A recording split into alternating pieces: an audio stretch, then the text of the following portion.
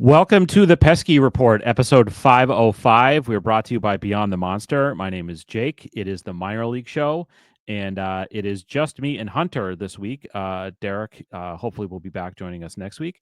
But Hunter, what's going on? You did some traveling over. We both did some traveling over last week, but you got to, and we both got to see professional baseball, but you got to see it more relevant to our interests. So, you went to the old ball yard at Fenway and saw a good win, and then you also went to the Blue Sox, and we'll talk about the Blue Sox later. But just quickly, what was your takeaway from your experience at Fenway? That was my first game at Fenway in, it has to be at least 8 years. It's been forever. So first off, I would like everyone to thank me because I've clearly brought the good vibes. They sweep the Astros. Thank you. I always made the joke that Roman Anthony hit home runs at games that I went to. He didn't hit a home run, but he hits a walk-off. So I'll take it. It just so much fun. I went there. Seat I had was a little bit more obstructed view than I thought it would be, but I ended up kind of stealing a seat and sitting with our fearless leader Jordan for a couple innings. And then I stood at the Truly Terrace area, which is just, that's just fun. You just have a drink and you're hanging out with random people going crazy. Yeah, they did a great job with that. Yeah, and that's just it was a great game for that too, because even when the Red Sox were losing, it was never a bad game. It was 1-0. Cooper Criswell's randomly shoving. So just everyone was into it. Everyone was having a good time, screaming. Just it's something I definitely need to make a conscious effort to do more of, because that's just a fun place to be. Come on up. It'll take your money. Oh, certainly they will. Yeah, come on up anytime. I also got lost going back, so I parked at the Prudential Center garage. Yep. And I am always terrible about that. I'll forget where I parked, and then I'm panicking for an hour. So I made 15 notes. I put a note in my phone of this is the exact. I was in P2 S40. It was orange. I put all of it in my notes. The second I left the Prudential Center garage, I typed it into my Google Maps to make sure it popped up, so I could be all right, I just have to click on it and I come back. So then went to a bar after the game, Loco, on right next to Fenway. Absurd. You could barely move in there, but very fun anyway. So then I'm going back to my car. It's 1 a.m. I'm by myself. My phone's on 20%. By the time I get back to the parking garage, it's on 15%. And I'm at P5. I go down the ramp to go to P4. Can't find a ramp to go any lower, so I find an elevator. That parking garage was only P5 and P4. I was immediately crap. There's another Prudential Center parking garage. Isn't there? So I aimlessly walked around for 10 minutes. My phone's now at 12%. So I was I need to find someone. I found a hotel. The guy told me to go next door to a valet. He'll get me there. Valet gave me he was when you leave here, take a left, go down the block, go into the Prudential Center, go up an escalator, go 3/4 of the way down, and then take a right, and then there should be another escalator. Go down that, take a left, go out that door. There should be a Dunkin' Donuts and a Shake Shack. Go right, then it should be on your left. I was there's a 2% chance I remember all this. I got named Hank in a poncho. He'll take you to the Whopper layer. That's a Dan Cook joke from 20 years ago. I got to my car with my phone at 7%. I was very prepared to just good job. Stand in the middle of the street until a cop got me, and I could be all right, now you can help me. Well, but made it out. It's a good city. Good. Yeah. And there's good and bad parts of that part of it. The fact that it's in the middle of the city and there's no parking lots and parking garages and that kind of thing. It takes some maneuvering sometimes, but if you can figure out the right thing, it works pretty well. So we have a lot to talk about this week. Tends to be, I feel like this past week of the trade deadline, because of a bunch of different competing things, it ends up being one of the busiest weeks involving the minor leagues, because there's the trade deadline. So prospects get traded or prospects come in, depending on the type of team that you're following. there is then movement in the minor leagues to sort of account for those things. It was also, I believe, a week ago was uh, the draft signing deadline. So there were a lot of new guys in the system over the course of the last week, and there was some movement related to that in terms of guys getting released or guys getting moved around, shuffled around to account for those new players. And so we're gonna talk about the main things, and then I'm gonna just kind of go through all of the transactions that have happened since last Monday, and then we'll do our regular talking about what happened at the different levels this past week. So we're going to start with the two trades that took place right at the deadline, and obviously, you know, there's been it feels like it happened a long time ago now. Obviously, the Red Sox have only won since the trade deadline, so that's a good thing. The two moves were what they were. Folks have talked about them a lot, but we're going to talk about it from the perspective of the minor leagues. And so the first one that was reported was that the Red Sox traded for Steven Matz from the St. Louis Cardinals. Longtime starting pitcher, is now a reliever and has had a pretty good year for the Cardinals. And going to the Cardinals was Blaze Jordan, who we have had on our podcast and had been in the organization for 5 years, dating back to when he was drafted in 2020. And we've been through a lot with Blaze Jordan in this system. I think everybody to a person that I think has been around him and that has followed the team roots for him as a human being. He had been very open about his mental health struggles, and he, this season, I would argue has been his best year in the minor leagues. And he finally, after a very long time, earned a promotion to Worcester and kind of continued to hit there. I think he was good enough this season, that I think that it was a virtual guarantee that another team was going to take him in the Rule 5 draft. Yeah, he was going to be Rule 5 eligible again. He was Rule 5 eligible last year too and did not get picked. I think that this year, because of his production, he was probably going to get picked this coming year. And so I think that it was kind of easy to see him as sort of from a Red Sox standpoint, as a guy who can play capably at both corner infield positions. Hope the Red Sox certainly are hoping that third base is going to be taken going forward. And first base is obviously a bit of an open position, but the Red Sox seem committed to working through Christian Campbell at that spot. And they still obviously have Tristan Casas, who could be part of that as well. And a guy that has not still, despite showing some flashes of power, has not shown a lot of consistent power in the minor league level. I think the Red Sox felt comfortable with trading him for a rental arm and trading him to the Cardinals, who are sort of de facto run by Chaim Bloom, who drafted Blaze Jordan 5 years ago. Chaim Bloom is not officially the person in charge there, but I think he is kind of pulling the strings right now, and that after this season, he will become the head of baseball operations there. So it wasn't a surprise that the teams worked out a trade. There had been a lot of rumors in the offseason about Nolan Arenado trade, and that Blaze Jordan's name certainly came up in that conversation as well. So not a surprise.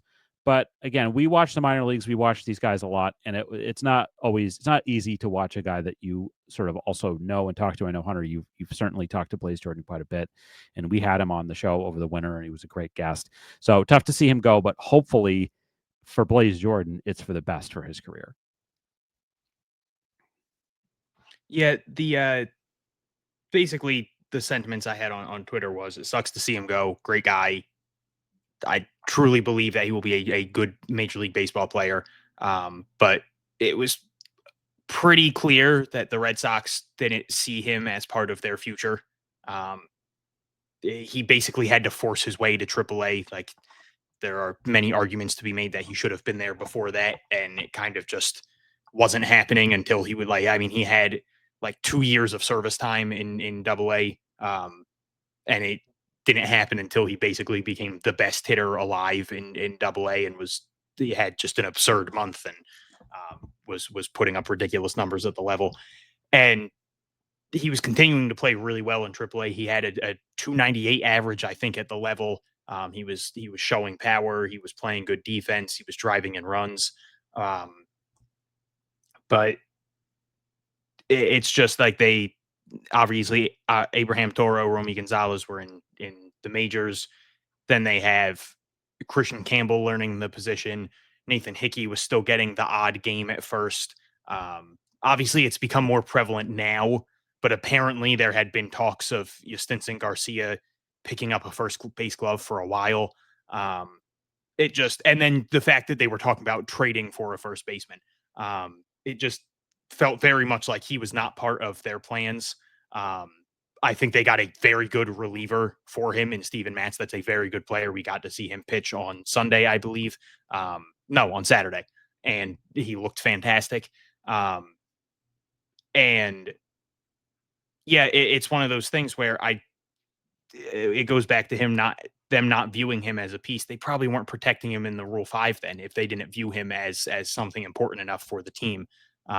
So they got a good reliever out of him, and I'm happy that he's going somewhere where he's going to be valued. Like you mentioned, Heim Bloom is basically running the show there. He was the CBO that drafted him. I almost said GM. It's all the same. He was the person that drafted him. And I could see him very much getting a shot in St. Louis this year at some point. Maybe they wait until next year just for service time reasons, but I feel like there's a very good chance he gets a shot in St. Louis, which, as frustrating as it is to see the guys that you become attached to not become stars for the Red Sox. It's, the Red Sox got something very positive out of this move. Steven Matz is someone who can help them now. This is a team making a playoff push. They're in second place. They're 3 games behind the Blue Jays, and they're like 3.5 or 4.5 games behind the Tigers for the best record in the AL. Like, this is very suddenly a team that is a legitimate threat in baseball.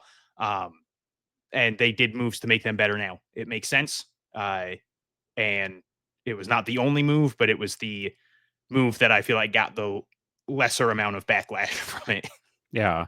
Yeah, and so I think that we can just let's we have a lot to cover, so let's move on to that other trade, and that was, of course, the Red Sox traded for Dustin May from the Dodgers, who is on another sort of expiring contract pitcher. He's going to be in the starting rotation. Looks like he's going to start on Wednesday, and in exchange for Dustin May, the Red Sox traded away James Tibbs, who had just come over from the Giants in the Rafael Devers trade, and Zach Earhart.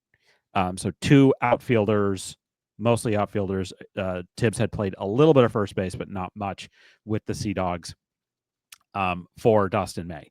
I think, to me, if you haven't, the issue to me with this trade is just, again, what you mentioned, which is like you wanted the Red Sox to make a bigger trade. And, there's been a lot of ink spilled since then about Joe Ryan, how close they got, how close they didn't get. There was Sandy Alcantara was in that mix as well. What did the Red Sox offer? The Twins weren't motivated to trade him.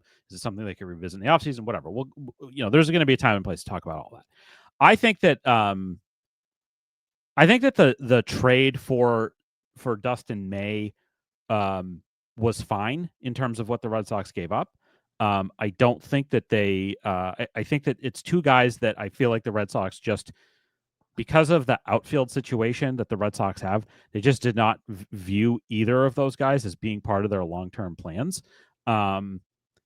Tibbs, like both of these guys in Portland this year, kind of had the same issues where there was like some power, like there was some, like Zach Earhart showed some power. James Tibbs didn't really show much power at all, and neither guy was really getting on base at much of a high clip. Again, we're not talking about huge samples, but we're talking roughly both guys are around a 300 on base percentage for their time with, and Zach Earhart was outstanding in Greenville at the beginning of this year, no question about that. Like, he earned his promotion, and then he goes up to the Sea Dogs and has some moments, but overall, you look at his statistics, pretty underwhelming. And then as far as James Tibbs goes, I just think the Red Sox viewed him as he can't play center field. He isn't going to help us there. We have so many guys as it is. We have Roman Anthony. We have all of these guys. Like, the whole outfield in the major league level is currently under contract and under team control for several years. Plus, Stinson Garcia, who we will certainly talk about when we talk about Worcester this week. And they I feel like if you're going to try to get a rental pitcher who has really good stuff, who comes from a winning culture and a winning organization, and is somebody who you have a chance to put him in the system.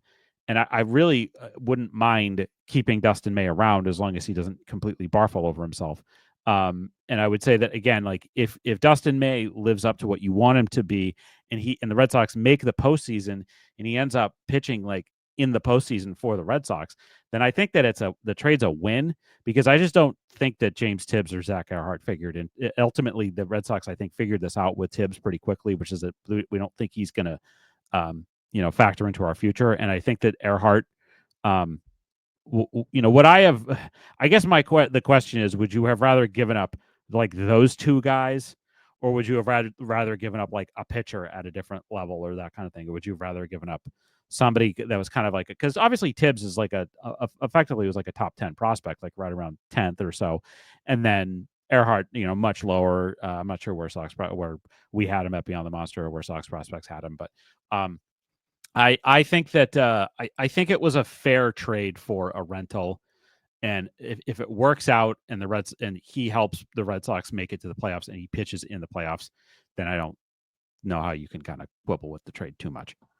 My initial issue, the first part I want to say is, I think and this isn't even really the Red Sox fault because it was the reporting.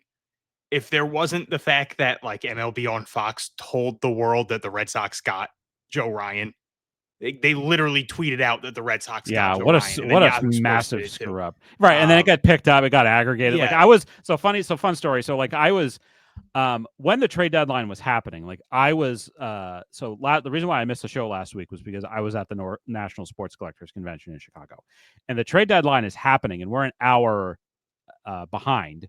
Because I kept like getting messed up with like what time is the deadline and where am I, like I couldn't figure it, but I kept like I was walking around the floor and like refreshing Twitter and being like, seeing these, like I wouldn't look at it, and then I'd be going and looking at stuff or whatever, and then I would look at my phone again like a couple of minutes later, and then I see this tweet that's like the Red Sox have acquired Joe Ryan. I'm like, what?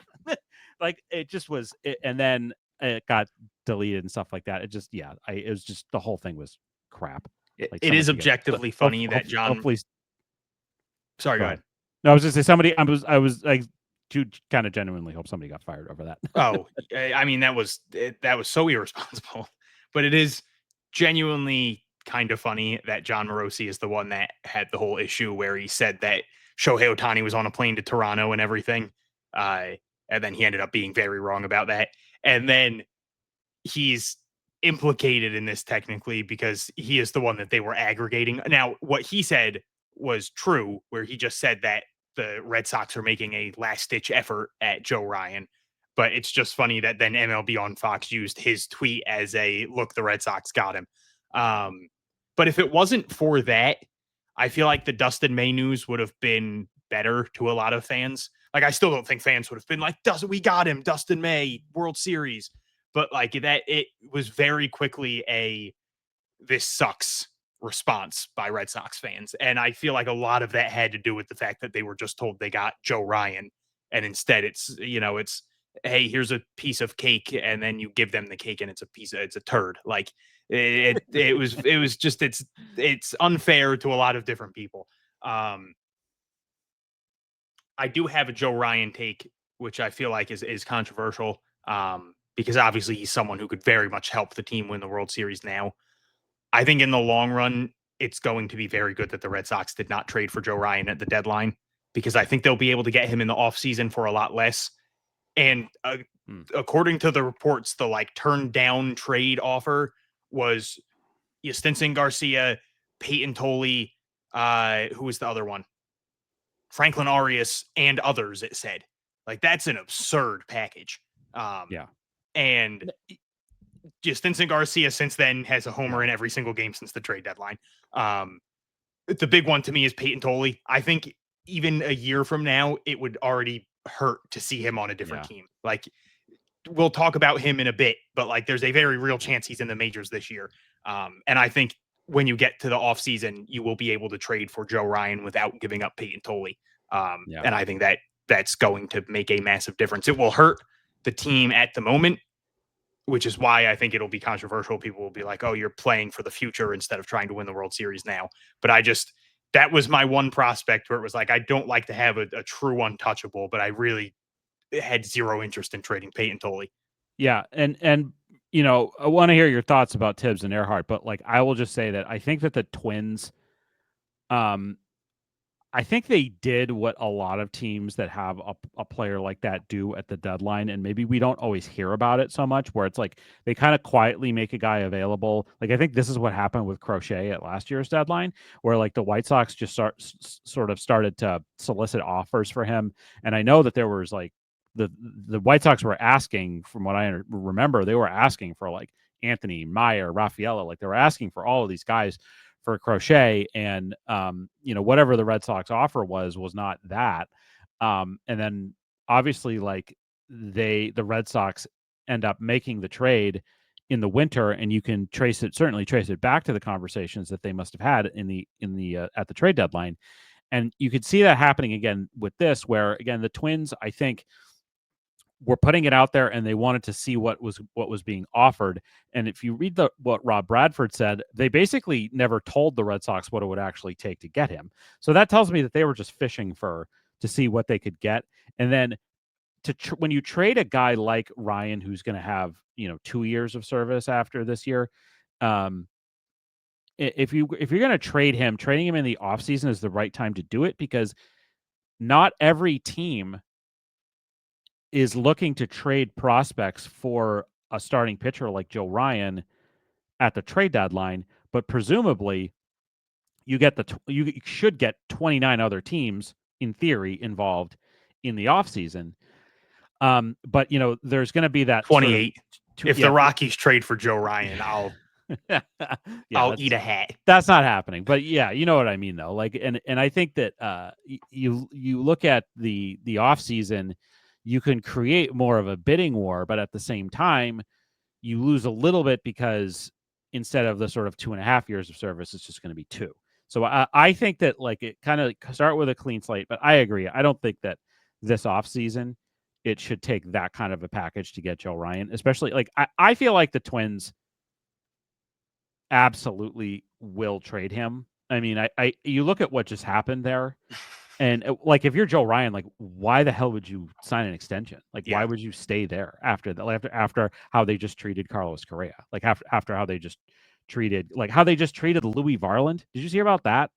Like the guy was like 5 years from being a free agent, and he's like from St. Paul. Like he was, and his family was there. They were at every game. Like all stuff. Like it's the Twins are a joke, and obviously it seems like they're in the process of being sold too. And I don't know what's gonna happen. Maybe Derek Falvey's not there in the offseason potentially, but anyway, that's a thing for another day. But anyway, I wanted to before they we traded move on, 11 players. Like that's absurd. like it's ridiculous. It's a whole new roster. If you're Joe Ryan, like why would you like? If I was Joe Ryan, I'd be on the horn with my agent, being like, this offseason, like I'm gonna pitch down the stretch run here and do this, but this offseason, you have to get me the hell out of here. And so anyway, I want to get your thoughts about Earhart and Tibbs. Yeah. So before we move on, my initial thought with that then was I felt like it was just a little bit too much, just based on some of the other trades going on.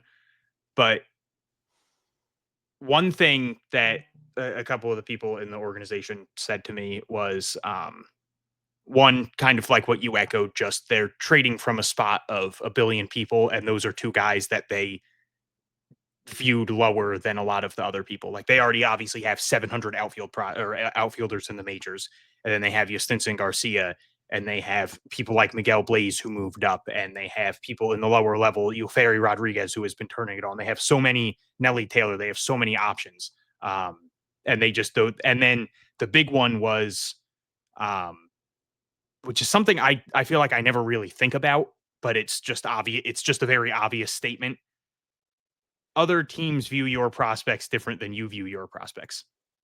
Like, yeah, Zach Earhart, or I should say James Tibbs, was like the 10th ranked prospect in the Red Sox system, and someone else could be the 18th ranked prospect in another system, and the Red Sox system could be better than that system, but they could still like that other prospect better. They could be like, well, we like the skill set better. We just think he's a better prospect, you know? And it was a good point by you. Neither of them have really lit the world on fire in Double A. I think it's kind of unfair to James Tibbs. The guy got traded for a top prospect or a top player in baseball.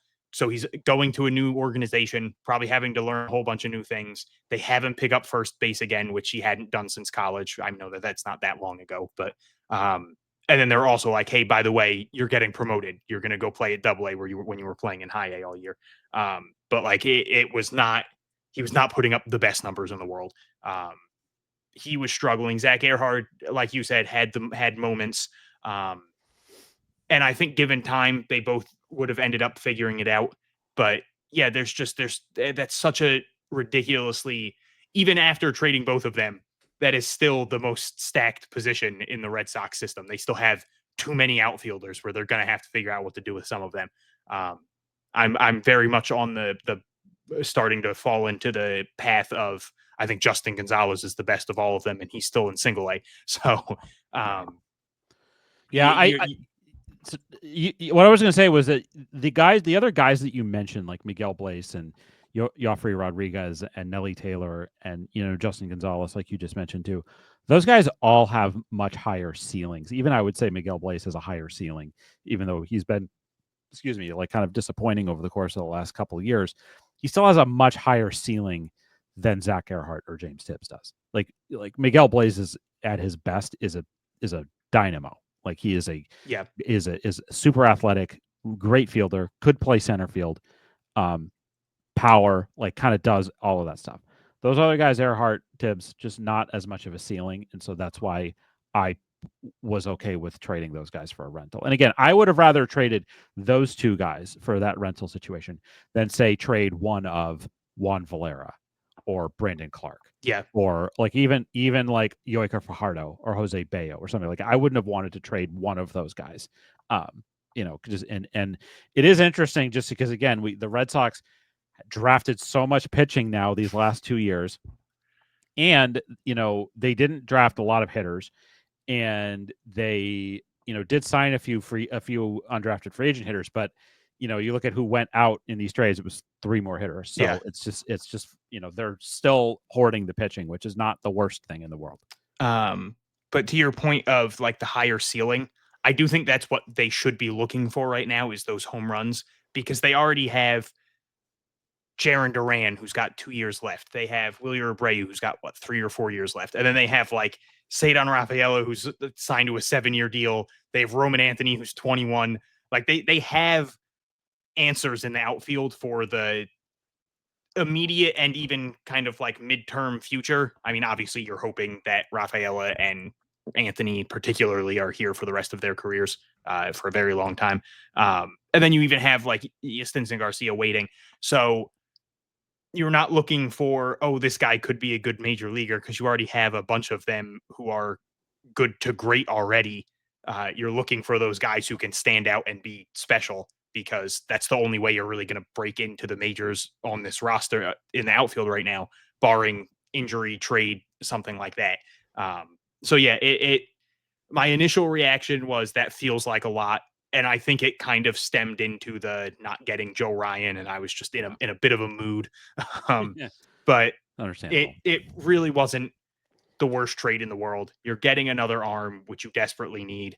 And the teams responded well so far. I mean, they really didn't need to do much hitting wise. I'm not shocked that they didn't get a first baseman. Because I very much believe that Christian Campbell is the answer soon. They seem to be playing him at first base a lot more often lately, and he's playing better. I think that's obviously he did have to leave the game the other day due to Yeah. injury. He got on a swing, he like jammed his thumb, and he tried to play through it he had another at bat, but he ended up leaving the game. I'd assume it's not that serious then if he was able to play through it for a little bit. Maybe Yeah. it's just something where he was like, you know what, this hurts a lot. What am I doing?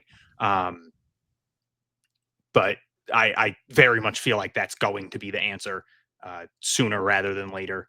And I mean, you weren't getting Yandy Diaz anyway. If Right. Jared Carrabis said that they asked for Cedar Rafaela, I'm good. And that was very clearly them saying, like, if you don't want to severely overpay, we're not giving him to you. Right. Yeah, I think that's just what a lot of teams ultimately do at the deadline. Yeah. For guys that they have that aren't rentals. Like they set a ridiculously high price. They hope somebody hits it, and if they don't, then we'll try to trade them in the offseason. All right, so those were the trades. So we're going to talk about some of the promotions then that happened. Now we're going to talk about this kind of chronologically. The first two we're going to talk about happened before the trade deadline. And again, there was a lot that happened over the course of last week. So the first was that the Red Sox finally, I would say certainly in the case of, well, I'd say both guys, they finally promoted David Sandlin and Connolly Early from Portland to Worcester. And I think that Early has been one of the best pitchers in the whole Red Sox system this year, possibly the best in the whole Eastern League this year. Certainly one of the best, and really has sort of taken his arsenal to a different level this year. And I think that he got certainly. I felt like a while ago he had gotten to the point where he wasn't. It didn't seem like he had a lot to learn from pitching in Double A. So that was good to see. As far as David Sandlin has had a pretty good year, hasn't like blown doors off. Like he's had a few like amazing starts, including at least one recently. But I think that for him, maybe some of the stuff backed up a little bit at different times this year. But for me, with David Sandlin, he has enough talent and has shown enough stuff that he is almost certainly he will 100% be taken in the Rule 5 draft this winter if he is not added to the 40-man roster. Now that then led into comments from Alex Cora over the weekend, who said that, or actually it was Craig Breslow who said this. Yeah. And then I think maybe Cora talked about it later. But Craig Breslow specifically brought up both Sandlin and Early as guys who could come up in September or at some point this season and help the big league team. I think he did specifically mention that Sandlin is a guy whose stuff could work in the bullpen. And obviously both of these guys made starts this past week in Worcester. So, and we'll see. It remains to be seen what's going to happen. I don't believe, other than piggybacking, I don't think either Sandlin or Early have pitched in the bullpen as professionals. I think that to me, if you even have this sort of possibility about David Sandlin, I think they should do it. I think they should. It's kind of similar to what happened with Luis Guerrero last year, where if you feel like it's a guy you're going to add to the 40-man anyway, he's probably better than some of your other options potentially. And I would say that I feel like you probably will see David Sandlin in the big leagues before the end of this year.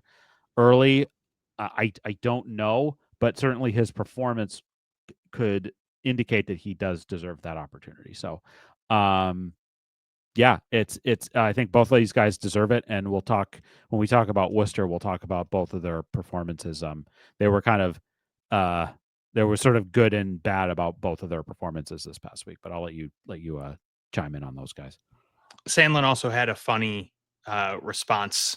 I forget who the article was from. Alex Spear, someone.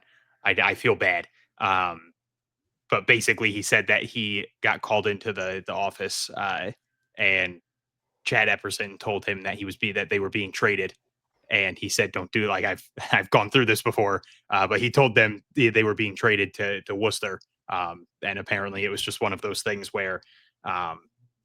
So obviously Sandlin was traded here for John Schreiber. So he was apparently he had like told his fiance like be prepared, I might be getting traded. His name was coming up in a lot of rumors, so that was probably a very nerve-wracking, maybe not the best idea for a joke during the trade deadline, but obviously very excited to have him go up to AAA. I think that they are both very realistic options for the bullpen. I think especially Sandlin, just because I think his stuff would play so well out of the bullpen. I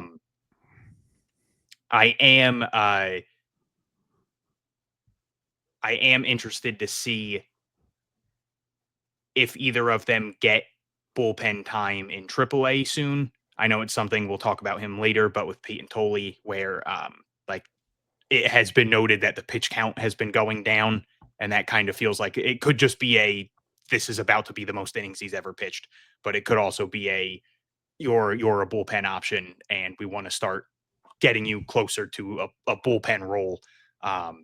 But David Sandlin had a very good game in his first AAA start, but I could see him quickly becoming someone that they want to focus on giving bullpen time to, because like you said, there are a couple people, you didn't mention names, but I will. Jorge Alcala, Jordan Hicks, neither of them have been particularly impressive.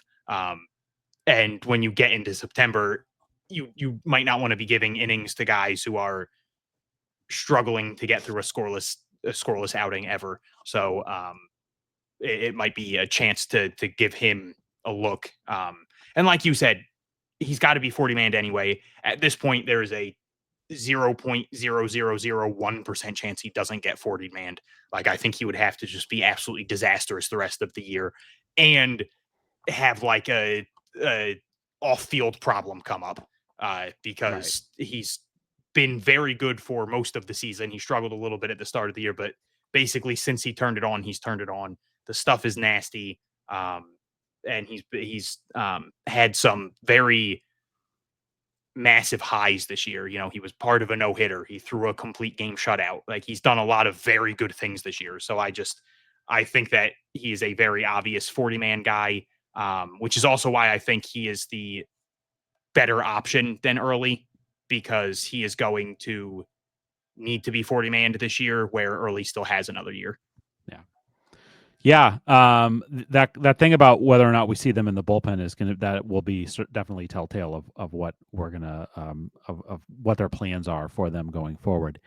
So then there's like three more promotion news pieces that I want to make sure that we hit on, and then so these were sort of, I think, kind of directly related to the deadline stuff, where the Red Sox promoted Mikey Romero from Portland to Worcester.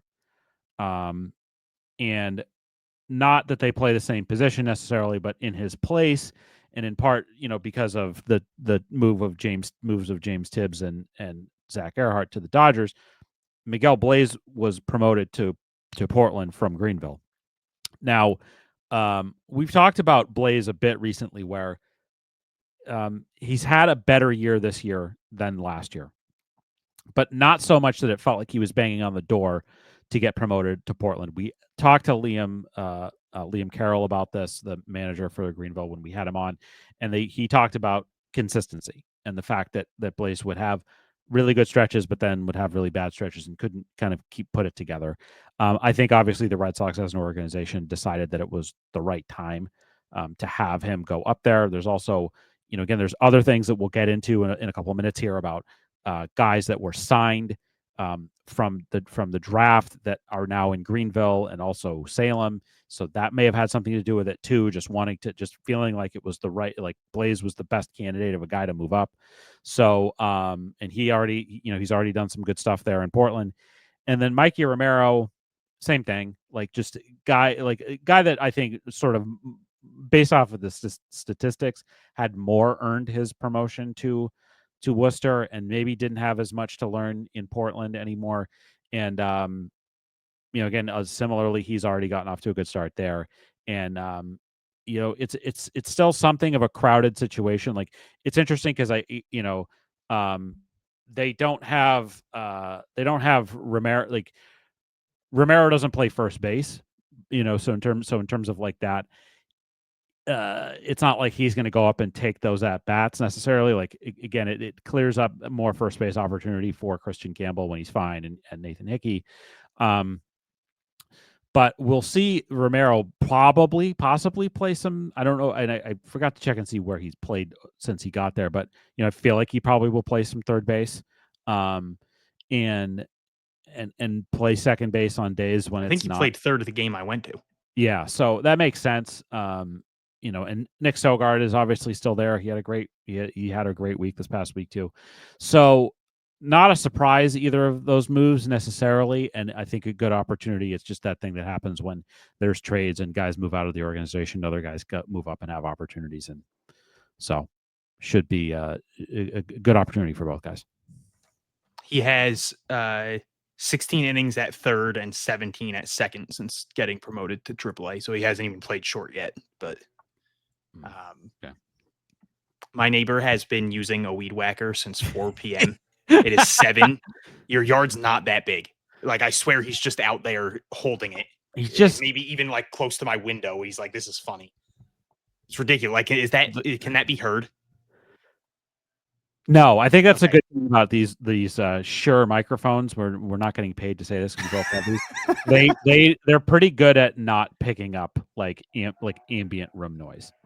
But I can hear it. I can hear it now. I don't know if you just like changed something with the microphone, but I could just hear it. Nope. Just doing the same thing. It's just frustrating. But he's meticulous. Like as a person that takes pride in their lawn myself, I appreciate the what do you call it? The meticulousness of taking care of your yard. But yeah, maybe it's 7 o'clock. Give it a rest. But anyway, it's just obviously like 7 o'clock. People aren't expected to be podcasting, but it's just like for 3 hours, man. Like it feels like you can't be doing anything at that point. But yeah, Mikey struggled the first few games. Obviously, he had that massive game on Sunday. Unsurprising to me. Like I was expecting him to have that big welcome to AAA game.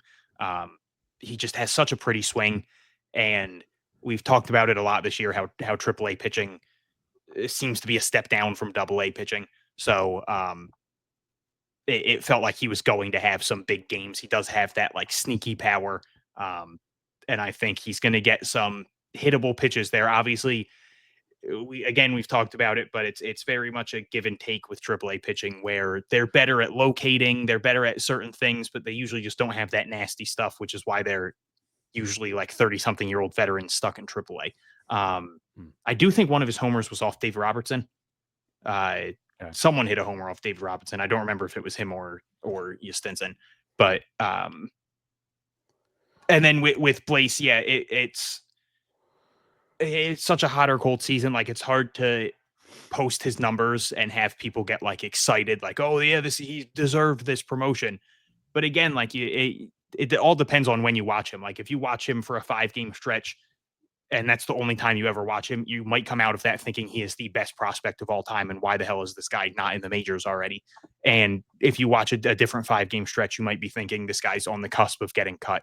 But we've all echoed it 1,000 times. There's every reason to not give up on him. The talent is very special. And it was good to see him go up to AA and immediately have a couple big hits. He's got 2 doubles in 2 games. He's got a walk. It would be great to see things click for him, you know? Yeah, absolutely.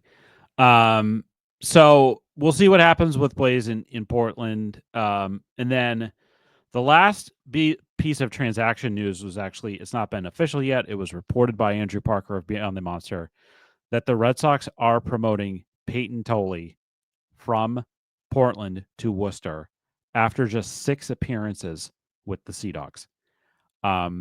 We have not seen this type of rapid movement from a pitching prospect for the Red Sox in probably 2 decades. You'd have to go back to when the Red Sox drafted Craig Hansen in the first round in 2005, and then he was in the major leagues by the end of that year. Obviously, it's a year in between for Peyton Tolley, but still, I think that and the Red Sox have. I don't think the Red Sox would do this unless they thought it was a very serious possibility that he would pitch in the majors this year. And I think that Alex Cora kind of talked about it a little bit today. Just he has not seemed like he's been terribly challenged by professional hitters this year. And the Red Sox seemed like that they were maybe they haven't been throwing him as many innings. They have confirmed, or I believe it was confirmed by Chris Hatfield of Sox Prospects, that Tolley is going to start with the Blue Sox. so they're not moving him to the bullpen. But like his last outing was just 4 innings, um, and we've said basically all year, like after that first bad start, we started to see what he could do. It seemed like pretty obvious that Peyton Tolley could get big league hitters out with his four seamer, and that has not shown any signs of being any different. And the the secondary stuff has ticked up all year, and he just makes hitters look silly. And I think that the Red Sox have correctly identified that Peyton Tolley could help them in the majors this year, and this makes a ton of sense to have him one level away. And it is going to be really fascinating to see how this plays out over the next few weeks. And the Red Sox are obviously they have no shortage of left-handed pitching options. Um, they just had to option Brennan Bernardino to Worcester to make room for Steven Matz. So this is super exciting, and it's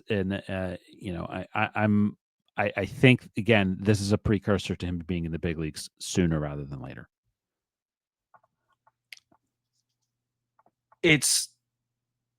I feel like literally since he made his AA debut, I've been getting people asking me when is he getting promoted to AAA, and I answered it. I think after his start on Saturday, someone asked me, and they said, "What does he have to do to get promoted?" And I said, "Stay healthy," because I said at some point he's going to get promoted to AAA this year. Like it really wasn't a question of if it will happen, or if he would. It wasn't a question on if he would force them to do it. It was more on a question of will he be healthy when they want him to do it. And then it got answered the next day with him being promoted. Then it was laughable how good he was in Double A. Obviously, he was fantastic in High A too. But you saw like that. I feel like we keep harping on it, but that first start of the year, and it's one where you kind of feel like you have to throw it out. It's his first professional start. It's in a very tiny ballpark, and you look back on that, and it's like it's crazy to think that if you would have told us on that first show after we talked about that, that he would be in AAA in August, and we would be talking about him being a major league option this year. That just seems ridiculous to me. But I 100% agree with you. Yeah. Very clearly, this is getting him ready to be a bullpen option this year. I had someone say to me like that's not happening this year. And it does seem like there's just I'm not just like someone said that on Twitter. They were like, "Oh, there's no way that happens." It does very much seem like they're making it kind of obvious that they're putting it towards that. As it's been mentioned already, they've been limiting his pitch count more and more. He threw like 56 pitches the one day. Like they're not having him go deep into games, and that could be I think he's at like 79 innings this year, and his career high in college was 85. So that could be part of it. Or I think he might be at 76 innings, but either way, like he's very close to passing his previous career high. So that could be part of it. Yeah. But also that does line up perfectly with hey, you throw a lot less innings if you're in the bullpen. So it's just like he has that fastball. The big thing when he got promoted to Double A was he needs to work on his secondary stuff. And then 9 of his first 10 strikeouts all came on secondary pitches. The slider's been looking fantastic. That's something I feel like gets pointed out every game is multiple strikeouts are coming on the breaking balls. And, oh, that was a nasty one. Like it very clearly seems like he's getting more consistent with it. So if he can even just have those as decent pitches in his back pocket to then kind of pepper in with a 98-mile-an-hour fastball from the left side with that ridiculous extension, that he very much could be not just a bullpen guy in September, in the playoffs, whenever, in October, he could be a legitimate bullpen guy. Like that's someone that they might be calling on in semi-decent spots. I can't imagine he will be like super high leverage. It's a rookie still in his first year of professional baseball, but like he's someone who I think could get legitimate usage in October baseball, which is ridiculous to think about. Yeah. And Chris Hadfield, I just want to make this point. Like Chris Hadfield answered this question the Red Sox don't have to add Peyton Tolley to the 40-man roster before September 1st in order for him to pitch in the postseason. That's kind of a misnomer. That applies to people. They have to be in the organization by then. And if there's an injury, the Red Sox could use Peyton Tolley and call him up, and he would not have to be on the roster. There's plenty of precedent. There's tons of guys who had made their debuts late in September or even in the postseason itself. So that's not an issue. All right. So we're at almost an hour before we've talked about any of the levels, but I do want to just so that we can get out of the way. I want to run down because there's just been so many transactions in the last week. I just wanted to, and again, shout out to Sox Prospects. They collate this stuff. Um, I just want to go down and talk about and highlight kind of the things that have happened in the organization since last week. So I don't think you guys talked about this on last week's show, but Brendan Salusi and Austin Adams were both released by the Woo Sox. Just shout out to Brendan Salusi, who was in the organization since I believe 2019. He was drafted then, so that's too bad. But unfortunately, that is how things go. Salem released Nathaniel Cruz. They did add Caleb Berry to the active roster, and that was an undrafted free agent from Michigan State, catcher. I wanted to give a shout out and say mention that the Salem activated Alex Bouchard from the 60-day injured list. He had made a couple of outings with FCL, a couple of rehab outings, and then if folks remember, Alex was drafted in 2024 by the Red Sox as a Tommy John surgery guy, and then he came on our show. It was roughly right around now last year that we interviewed Alex Bouchard on our show. So good for him, and he did make a start this past week. He gave up a couple of runs in an inning and 2/3, but he's on his way in Salem there. I don't know if we had talked about the fact that the Red Sox had brought Ronaldo Hernandez back into the organization, but he was very briefly with the Woo Sox, and then he got kind of demoted back down to Portland. The Red Sox did sign Chadwick Tromp to a minor league contract. He is a guy who has not he's one of these guys that has played like less than 10 games in the big leagues every year, but has been in the big leagues like every year since like 2020. So he is a catcher with big league experience. Now basically the minor league, the catching tandem in Worcester is Chadwick Tromp and Sebi Zavala, who are both kind of like minor league depth catchers in AAA with major league experience, which is kind of what you want. And I just want to note that we have not, that after that trade that happened with Blake Sable was traded out of the organization, we had kind of surmised that maybe Nathan Hickey was going to catch. He has not caught at all since that trade happened. So we were wrong. The moral of the story is don't listen to us.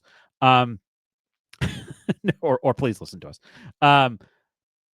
A few other things that we've talked about, other levels. Isaac Coffey, Robert Stock, both put on the injured list. Cooper Adams was promoted to Worcester. We talked about the trades.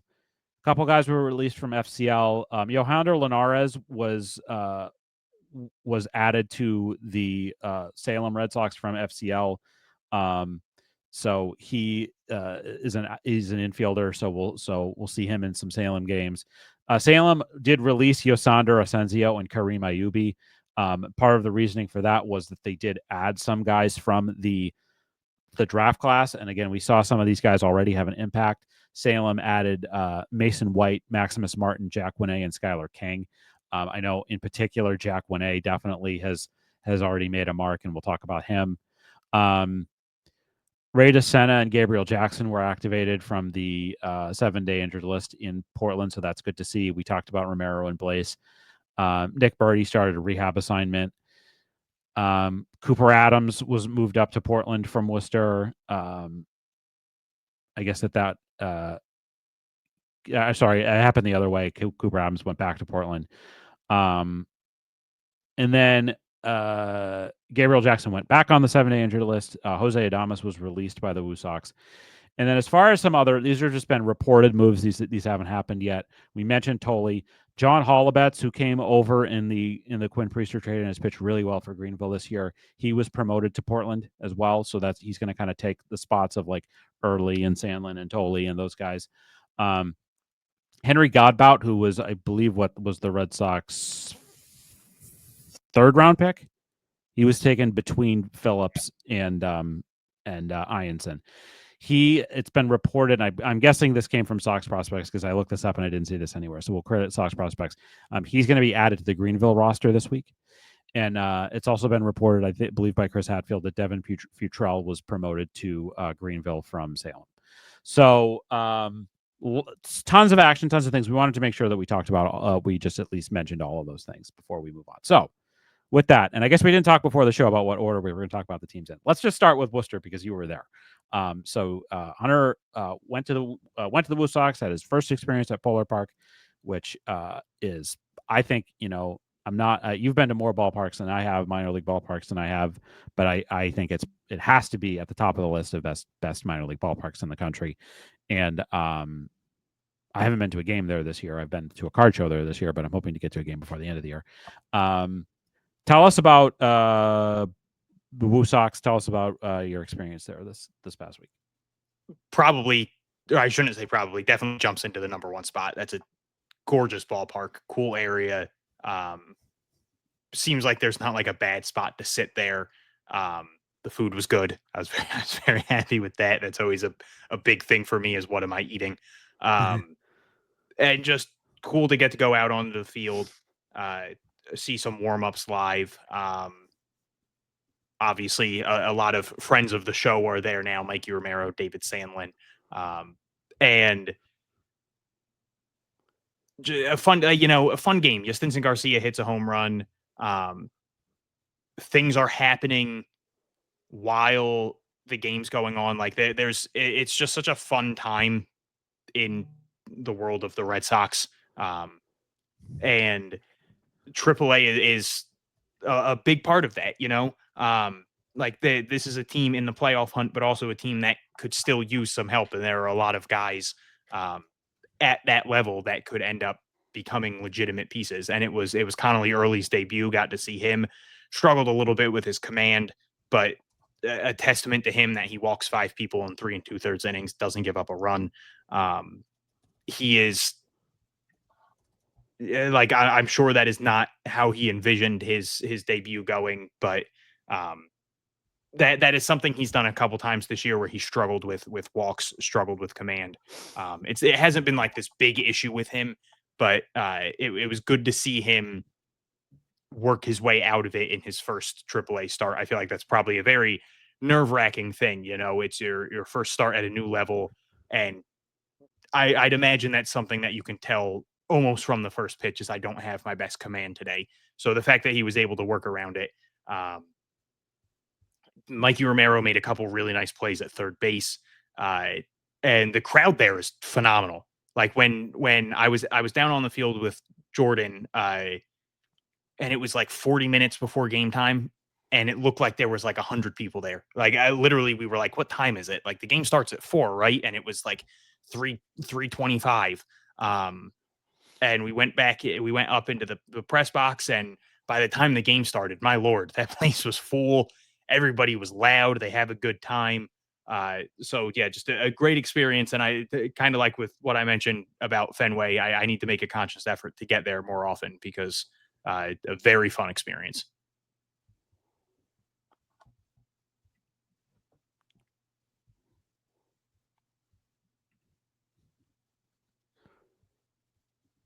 Oh, sorry. That was sorry. I thought I was looking at a different window. I thought that I was on mute, and that my I was going like this. I'm like, that's my signal to be like keep talking. I was looking at a stat, and I was like, why isn't Jake talking? And then I looked, and then I switched over, and I see Jake making his hand gesture, and I was like, oh no, Jake is also doing something. That's gonna be really funny. We're such a professional operation here at the Pesky Report. That's gonna be a really funny YouTube clip. I'm just being like as I had like I said, I thought that I was on mute. I didn't realize that I could have just kept talking, but I was just like, yeah. So that's really funny. So anyway, Worcester. Also Adam Lind was there. Oh yeah, that's interesting. Why? He's a coach for Lehigh Valley. Which also another thing. I can't escape Lehigh Valley. Those are the games I go to see the Red Sox, and then I go up to Worcester for one game, and that's who they're playing. Adam Lind, I don't know he's like kind of a legend in New Hampshire with the Fisher Cats because I think his numbers retired because he was like an absolute stud in the minor leagues, and I think he put up ridiculous numbers with the Fisher Cats. But so let's talk a little bit about the week. So password, he's in all these trade rumors and doesn't get traded, and he was allegedly part of these trades for Peyton Tolley and other guys, and he was the International League Player of the Week this past week, and he certainly earned it. 6 games, he hit 4 home runs, 13 runs batted in 6 games, 10 hits, 4 doubles. He had a walk and 6 strikeouts. So for the week, he had a 1.545 OPS, just absolutely crushing the baseball. And perhaps most interestingly, I believe Ed Hand was the first one to report that Yostinson Garcia was going to start getting work at first base, which I know something that's been thrown around and bandied about a little bit. Very interesting. I know we talked about Christian Campbell has kind of felt like he's maybe locked down that position, but they're going to get, and now with Blaze Jordan kind of out of the picture, they're going to get him some work at first base just to add him some versatility. But I mean, just an unbelievable week for him after sort of being the subject of conversation. Like, I feel like somewhere next season, Yostinson Garcia will be in the majors. Yeah, the 3 straight games with a home run, just ridiculous. Like, them all coming after the trade deadline, I think is just very funny. Since the trade deadline, he's hit a home run every day.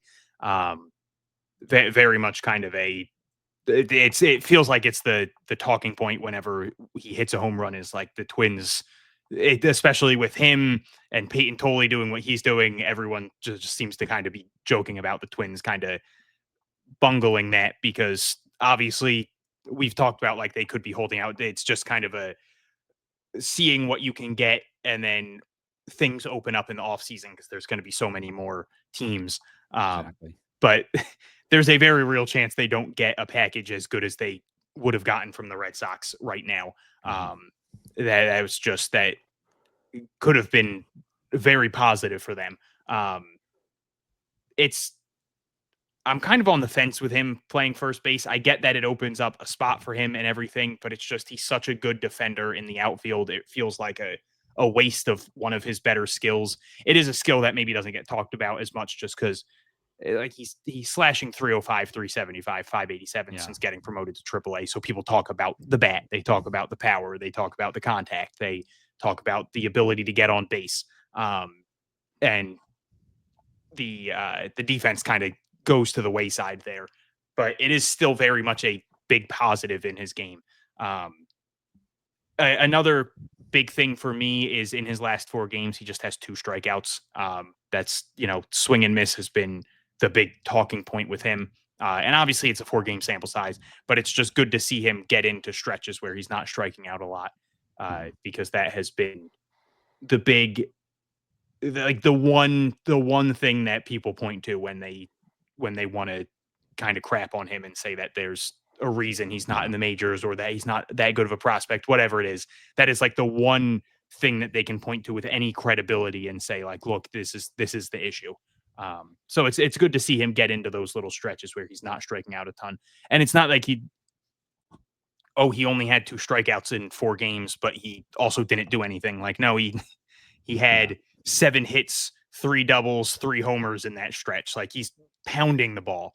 And yeah, it's just he's one of those guys. When I was at the game, it felt like every time he came up to bat, the crowd knew that he came up to bat. Yeah. Like there's just those guys where you feel that where it feels like the crowd is all of a sudden paying attention completely to the game, and that's a cool thing to have guys like that. Especially with Worcester's had guys like that for a while now because of Roman Yeah. Anthony and Exactly. Marcelo Meyer, Christian Campbell, Kyle Teal was there for a little bit. Like they've had guys where the crowd paid attention. And it's nice to see that they still have those people. And we talk so much about the Red Sox farm system, obviously getting a little bit less credible with the graduation of the big three. And we talk about how it's much more pitcher focused now, but they do still have these bats in the system who Yeah. terrorize pitchers in the minor leagues. Yeah. And he has not from a bat standpoint, it just doesn't seem like he feels like he has dominated just everywhere since the beginning of last season. So let's talk a little bit about, again, Mikey Romero. He was called up. He got hit 2 home runs to start off his career with the Blue Sox. So that's how good Mikey is. You mentioned Christian Campbell. He did hit a home run this past week. He has definitely looked a lot more comfortable at the plate. They feels like they have quieted down his swing. His swing mechanics are definitely different. And then, like you mentioned, kind of like had like an awkward swing or whatever, and jammed his thumb and had to come out. So we'll see how long. Like you said, fingers crossed, it's not going to be anything too serious, and that he'll be back out there. I mentioned, I think I did mention briefly before about Vaughn Grissom. He's continued to hit after, again, he was not traded over the course of this past week. 278, 384, 35 on the course of the week with a home run. And I mentioned Nick Sogard had a good week, 6 for 17. He had a couple doubles, didn't drive anybody in. He drew 8 walks on the week, so he had a 577 on base percentage for the week. So anything else on the Worcester hitters, Hunter? The only thing I wanted to say was I just felt like we should mention the Vaughn Grisham comments from before the trade deadline, where he kind of said he jokingly, like, I feel like that is an important part, is that he apparently said it in a joking manner, but about how he didn't want to give away his secrets of what has turned around his season because he's going to be playing against the Red Sox soon. He very much seemed to believe he was going to get traded. It's a rough situation for him. Like he has to, at this point, he knows there's really not much he can do to get promoted. He's probably moving in the off season, but he's just kind of got to stick with it for the rest of the year. Keep hitting well. Maybe you get a chance. More than likely, you're not part of the Red Sox future, but you can do enough to have another team be like, you can be a part of our future. He's still very young. He can play multiple positions, and he has a good enough bat. He'll get a shot somewhere. But it was very interesting to see him make those comments while still employed by the team. Yeah, I think he's being honest, and we've seen that before, and I think I like to see guys be honest and talk about kind of the reality of whatever their situation is, and I don't blame him. I don't blame him for feeling the way that he is, and hopefully, obviously that trade was a massive bust for the Red Sox. It happens. I think that at the time I definitely viewed it as a good move. I think a lot of people did. I agreed with the process on that, but it hasn't worked out at the big league level with Grissom, and all he can do is just keep showing up every day and doing the best he can. And I think some team will give him an opportunity. I do think it will happen as soon as next year. So on the pitching side, you mentioned you said you were at Early's start, right? Or yeah, Early's. Yeah.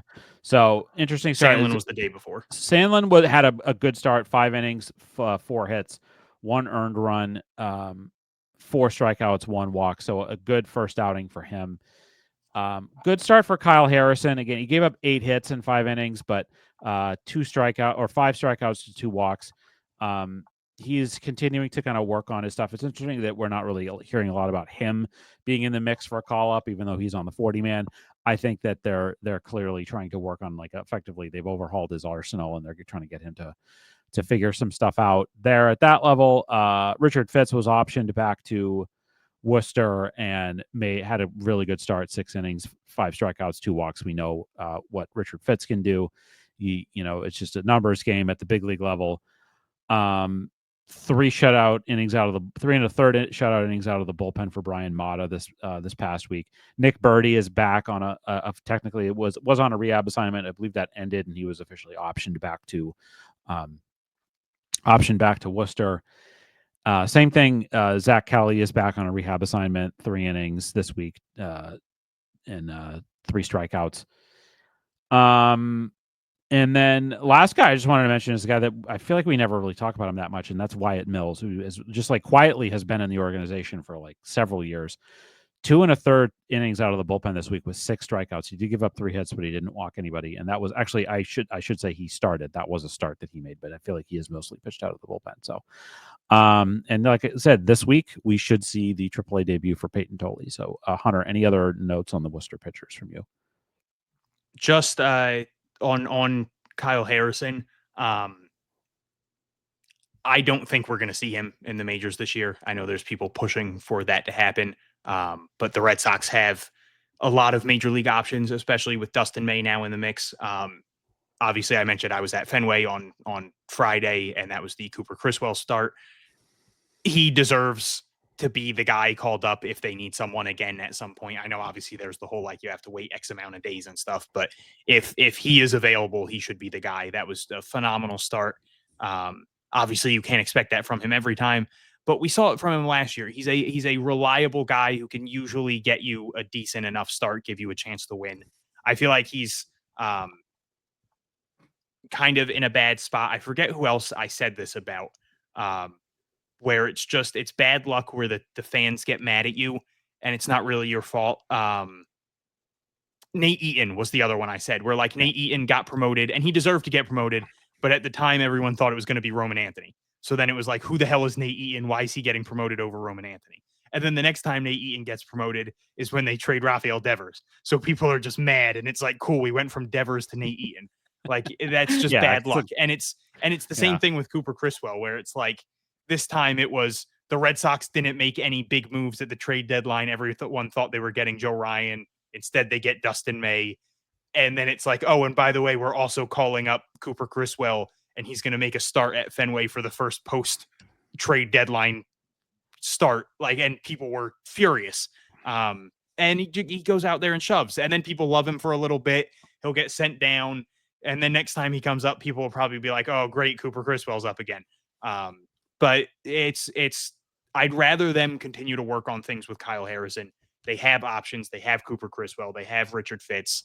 They have Dustin May now. Like they have enough people in the mix that you can figure it out and let Kyle, unless they feel like Kyle Harrison's done everything he needs to do and they fixed everything. I don't see that being the case. I feel like they are clearly working on a lot of things with him.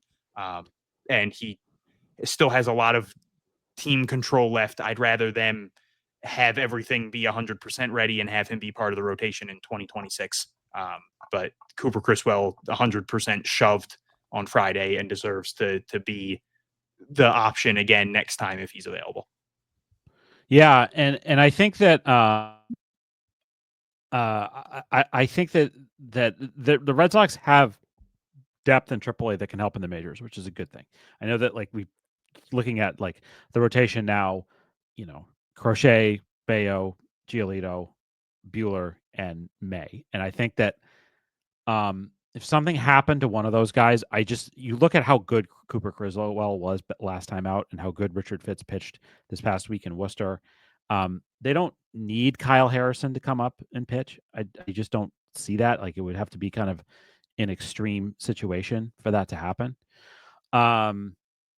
But we'll see. We'll see what happens. I think that it's good to have options, and the Red Sox have put themselves in that position.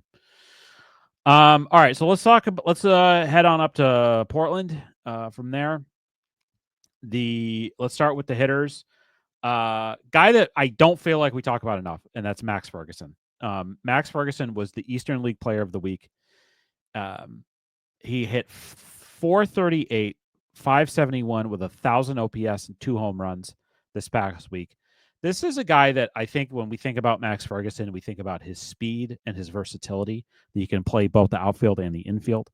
But this week, he really went off in the 6 games, 7 for 16, 5 earned runs. He had 3 doubles, the 2 home runs, 5 walks, only struck out 3 times. He just had 1 stolen base, and he did get caught stealing twice. So he's one of these just glue guys. He's one of these guys that I've sort of advocated that like if he gets on base, he should just try to steal because that's like his game. But I was thrilled to see a great week from Max Ferguson, and I'd love to hear your thoughts about him and who he is and what he can be. He's definitely someone we talk about sparingly. He's hitting 198 on the year, which is part of the issue. But he is, like you mentioned, things mainly getting talked about with him is the versatility and the speed, and that's rightfully so. He can play multiple positions well. He's 25 steals on the year on and just 5 caught stealing. But I mean, he like you mentioned, the power was showing up this week. He now is tied for a career high with 7 home runs. And when we do talk about him, I feel like the thing we talk about is how important he is to the team as someone who could set the table for the top of the order. He would usually bat near the bottom of the order. Sometimes they would throw him at the top. Um, but he does get into these stretches where he is one of the better offensive players on the team. He can draw walks. He gets on base. He hits home runs. He steals bases. Like he gets into these short spurts of him being a very valuable or a very important part of the lineup for a couple of days. And now with all these moves happening, we've talked about it for a while. Portland being um, struggling offensively basically since like Blaze Jordan got promoted to AAA. Because at that point, like they started the year with Yustinsa Garcia and Blaze Jordan, they both get promoted. And then Mikey Romero's hurt for a little bit, and now Mikey Romero is promoted. And Zach Earhart gets traded, and James Tibbs gets traded, and it's like you're going to need to find offense. So it was just cool to see Max Ferguson kind of like as one of the quote unquote veterans of the team to really just step up and have an absurd week. And he's one of those guys that I feel like we talk about a lot as he's not like this big um we mention these guys a lot as not big major league prospects, but they're very valuable to a minor league team. And that kind of like fits him to a T where he doesn't have a 0% chance of making the majors. He's got a ton of speed. He plays positions. He plays defense. Like those are all very important things, and a lot of those things don't go away. Like speed will play at any level. It's not like when he gets to the majors, all of a sudden people are going to be like, "This guy's slow." Um, but he's just so important to a minor league team because he fits so many roles, and he can bat anywhere, and he can set the table for people. He'll get on base and all of a sudden he can, draw a walk and all of a sudden he's on second or on third due to stealing the base. And now someone like Alan Castro has a guy in scoring position to try to bring home, which is a valuable thing to get reps at, to learn to become a better major league prospect. So it just an awesome week from Max Ferguson. Happy to see it from him. Hopefully he has a couple more of those because Portland could absolutely use some offensive help right now. Yeah, and so to that point, we mentioned Miguel Blaze, who comes up and gets two doubles right away with Portland, so he seems to be fitting right in quickly. Good week also for Marvin Alcantara, who went 6 for 21 with a couple runs scored, 348 on base for the week.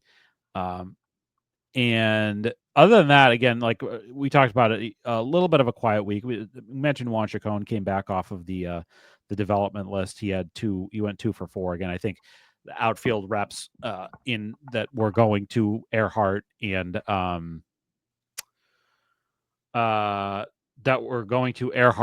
Tibbs will probably go to the likes of Juan Chacon and Miguel Blaze.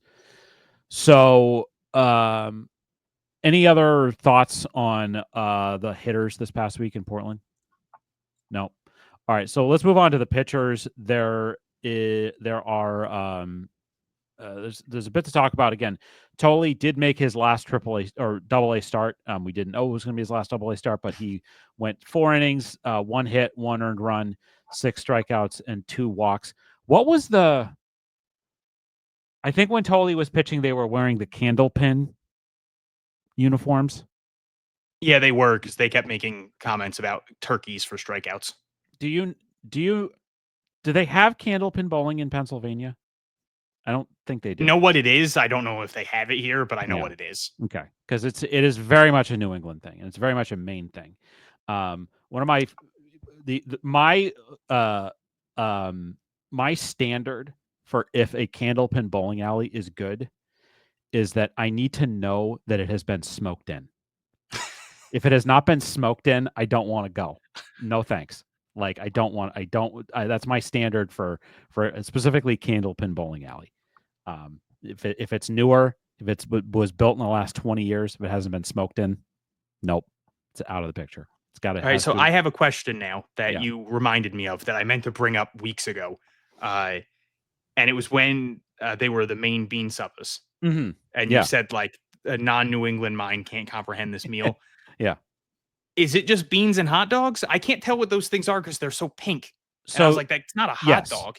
it is a hot dog. It's with the hot dogs are they're called like red snappers. They have like it's called natural casings. There's a casing over it, and they color it red. And it just snaps. It kind of like breaks off and snaps when you bite into it. Um, and it's very good. It's just a hot dog, but that's just how they like it in Maine So it and just where tastes I like a grew up. normal hot dog. It's just a hot Okay. dog, but it's just got this like casing on it. Okay. And I it's like beans and hot dogs. but you I'm meant fine but with that. you left out one part of it, Oh which is yeah, in it, which is the brown bread. So it's like a sweet, it's brown bread. yeah, like Oh, you I get it out love of the brown bread. and it's got to come from a can. It has to come from Oh, a okay. Well, can. now you're throwing me off. I get it from like an Irish pub. Well, yeah, you get that too. Absolutely, I've definitely gotten that. But yeah, like the it's molasses, like the sweet bread with with the red snapper and now there are different variations of this. You can go to I don't think everywhere in New England would do it with like the red snapper hot dogs. It would be you could just have regular hot dogs with it. Like you can go to there's a restaurant in Newton, Massachusetts called Cabot's, which is this like old fashioned restaurant with like it's like a soda fountain kind of like it's straight out of the 50s and they make homemade ice cream there and stuff like that. And you can order you can order the hot dogs with beans and brown bread on the menu. It's one of the only places that I know of that you can still get that around here. I'm trying to see if I can pull up the picture of it. I don't know if I'm going to be able to, but basically it's a you can get it in other places in New England besides Maine. It is kind of that meal is kind of considered a delicacy. But um, as far as so back on the topic, So Peyton Tolley pitched really well for the Maine Candlepins.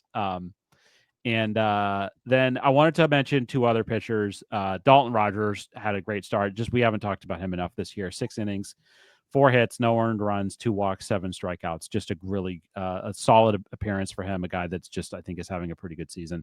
And it just guys who one of the guys who has had one of the unheralded, really truly excellent seasons in the minors this year for in the Red Sox organization is and it's a wonderful story. It's truly a great story. Is Jeremy Wu Yelland, who has been through so much with injury problems and setbacks and missing like full seasons. We talk about the 2020 draft. That was Blaze Jordan and Nick York, now no longer in the organization. Shane Drohan, who is still in the organization, left briefly, was hurt, is currently hurt. And then Jeremy Williellen, who's been through so much. This past week, 3 1/3 innings, 1 hit, no earned runs, 6 strikeouts, 2 walks. On the season between high A and double A, he has a 2.57 ERA, 0.971 whip, and 53 strikeouts and just 11 walks in 35 innings and has only allowed 2 home runs. I think he is a solid possibility that he could get taken in the Rule 5 draft as well. The Red Sox may not care as much about him getting taken, but I think that he has shown enough this year that teams will definitely consider it. And I'm so happy that he is. I'm so happy that he's doing as well, considering everything that he's been through. But what do you got on the pitchers for Portland? Just a quick note on Dalton Rogers. Yeah, phenomenal in high A. Little up and down in double A. He's had some obviously like this week he had the phenomenal start. He's had some tough outings, but like overall 3.53 ERA, 2.20 batting average against 1.35 whip between the two levels, 90 strikeouts compared to 40 walks in 74 innings. Another like not like some super inspiring crazy story, but just like got drafted 2 years ago, the same year as Noah Dean, and flew through single A, went to high A at the end of the year. So maybe he was drafted 3 years ago. I don't know. Either way, 2 years ago, flew through single A, pitched a little bit in high A. Then last year, it kind of felt like it was one of those things where he would start the year in high A. He'd be there for 2 months. He'd go to double A, and just not a good year for Dalton Rogers last year. So to see him come out this year and do what he did in high A and work his way up to double A and then pitch well in double A, I think that's massive. And then just a note on Peyton Tolley is that he threw 65 pitches this week, just kind of to, or this start, just kind of to, again, promote the fact that they are severely limiting his pitch count at the moment. Like at one point, he was on like an 80 pitch count. So they're very clearly winding him down, and that feels like it's something of a build towards a bullpen role. For now, obviously, long term he will be a starter, but for now, they might want him to be a bullpen guy at the end of the year. Yeah, exactly. Yeah. So as far as so I think that pretty much covers it for Portland. It's I I haven't maybe we can save this for next week because I haven't really looked. I don't feel like before we move into Greenville, I I don't feel like any of these teams are really threats to make the playoffs. So, I feel like we're gonna. Yeah, I could be wrong. I think that Worcester does have like kind of a Worcester does have like a winning record, but I don't think that they're really. So we'll talk about that more next week. But I was just thinking about that, the fact that like we're winding down the seasons, we're getting down to it. Like there's only not even 8 weeks left in the minor league season, and I think that probably we may not have a lot of teams to talk about playoff runs. But yeah, as far as Greenville goes, I don't have a ton. It's interesting. Miguel Blaze did hit a home run there before he was promoted, so that's a good week, interesting week. And as far as the Woo Sox go, or sorry, as far as Greenville goes, good week for Franklin Arias. He's starting to pick things up with the bat a little bit. yeah. One homer this week, 353 average, 421 on base, the 1,000 OPS, 1,000.9, 1.009 if we want to be exact. Two doubles and continuing to do his thing. Home runs also this week for Joffrey Rodriguez, and a really nice week for Nelly Taylor, 6 for 17 with a homer, two RBIs, four doubles, batted 500 OPS. And yeah, I mean, there's some of these. We're getting down to it this season. I should actually mention also that this was a good week for Hudson White, who I think has been pretty up and down with the bat, but he was 6 for 14 this week with 2 runs scored. And I'm not seeing. I guess that from the hitting standpoint, we haven't seen anybody from the new draft class be in Greenville, but it does seem like, as I said, reported that Henry Godbout will be there this week, so we will get at least one of these guys in the new draft class that will be playing. And we'll talk about the guys from the new draft class, and feel like Salem is maybe possibly the most exciting team to talk about this week. So, what do you have on the Greenville hitters? Yeah, I was initially a little surprised that some of those names weren't moved to high A to start, but then thinking about it, I was like, they're not moving Franklin Arias off shortstop, and then they have a lot of just other infielders there. You have Justin Reamer, I know Nazan Santel is hurt right now, but like you have Fraley and Encarnacio, and there's a lot of people there. So it looking back on it, it doesn't really surprise me that much. Johan Fran Garcia had a double and a homer. Has a double and a homer during a 5-game hitting streak. Yoferi Rodriguez had the homer. He also had a triple this week.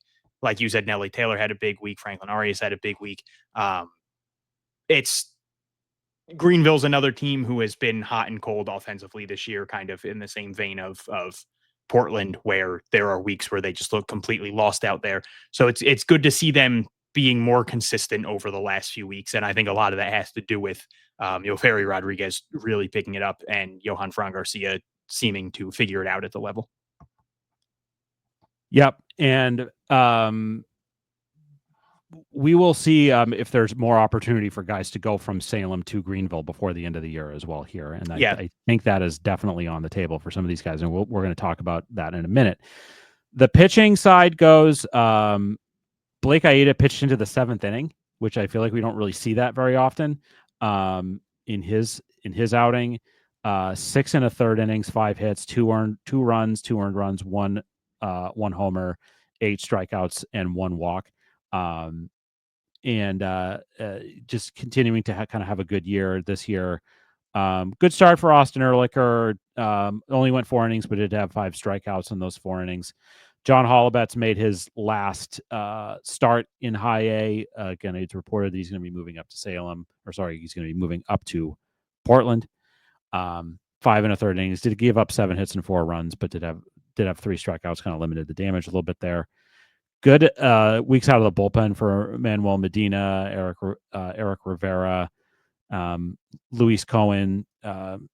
Pitched an inning and a third scoreless out of the bullpen as well. And then another really good outing for Isaac Stebbins, who we're talking about guys that have had had the best years in the minors this year. This is a guy who I just think should absolutely be in Portland before the season ends. So far this year, 1.59 ERA in 39 2/3 innings with 51 strikeouts and 21 walks, and a 1.13 WHIP. And again, he pitched a scoreless inning with 2 strikeouts this past week. He should be in Double A. It's my opinion, and I think he deserves it. Hunter, what do you got? You okay? So Hunter had to drop for just a second. Once again, I'm I'm looking at the screen and not necessarily looking at the there he is. He's back.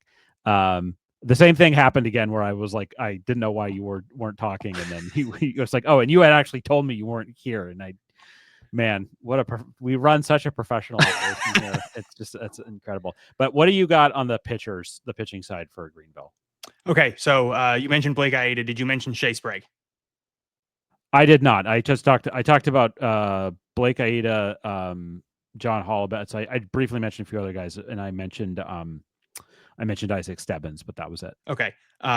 6 innings, 2 hits, or I'm sorry, 6 innings, 4 runs, 2 hits, walked 2 batters, only struck out 2, but he's done that a couple times this year. Like he only has 24 strikeouts in 33 innings since being promoted to High A, but he's also only walked 10 people.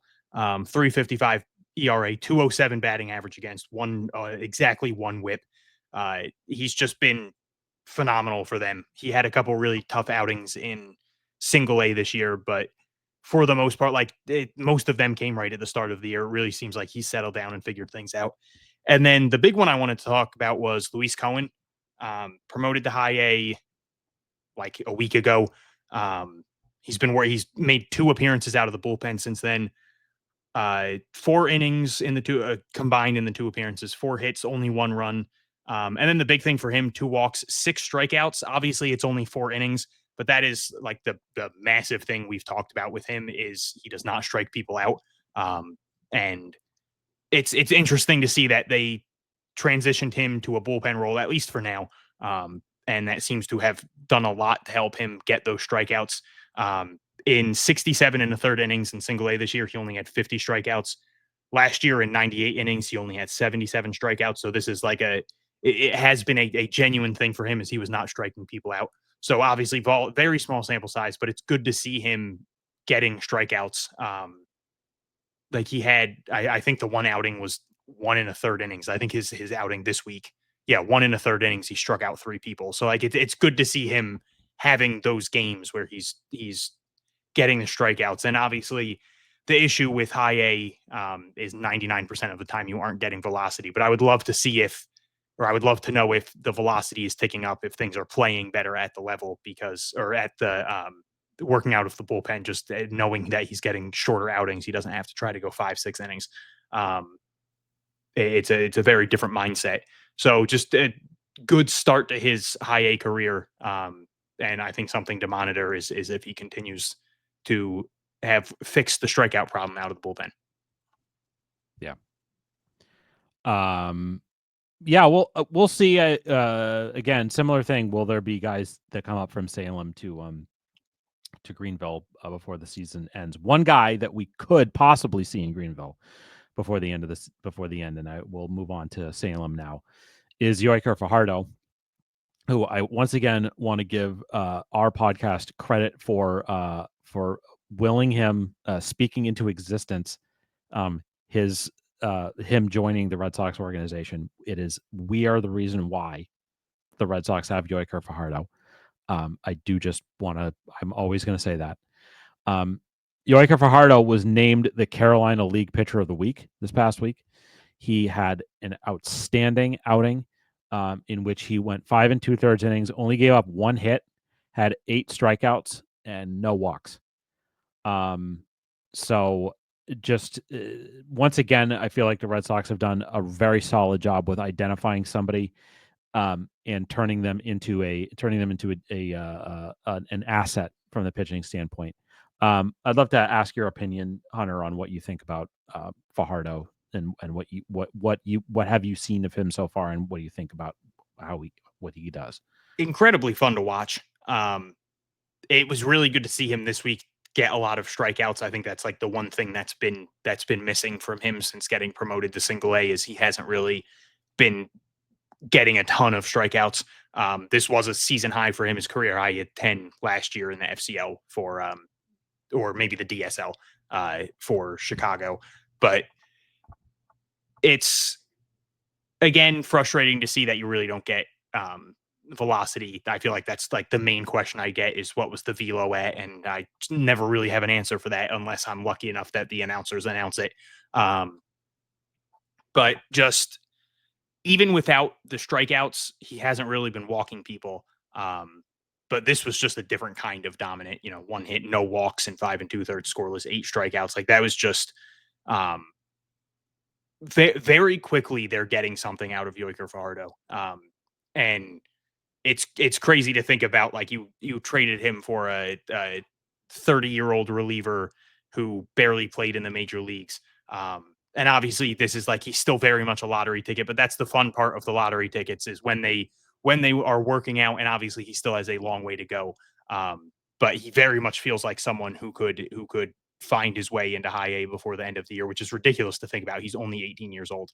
But even in those first few starts in Single A where he was struggling, you saw like those quick glimpses, like you'd see against a batter or two where it just looked unfair, um, and he looked way too advanced for his age, and he's very clearly figured things out over the last few starts.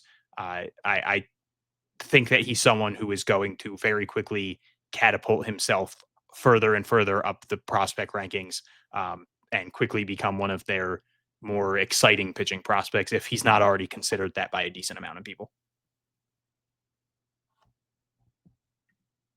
Yeah, that it's great. It's exciting. It's we can talk about him hopefully in the same terms we've talked about guys like Juan Valera and other guys like before. Obviously, Juan Valera's been hurt for a good chunk of the year, but at least with Juan Valera's injury, it hasn't been like it's not like an arm injury, right? So hopefully we'll get to see him back at some point here. But so Fajardo was one guy I wanted to mention.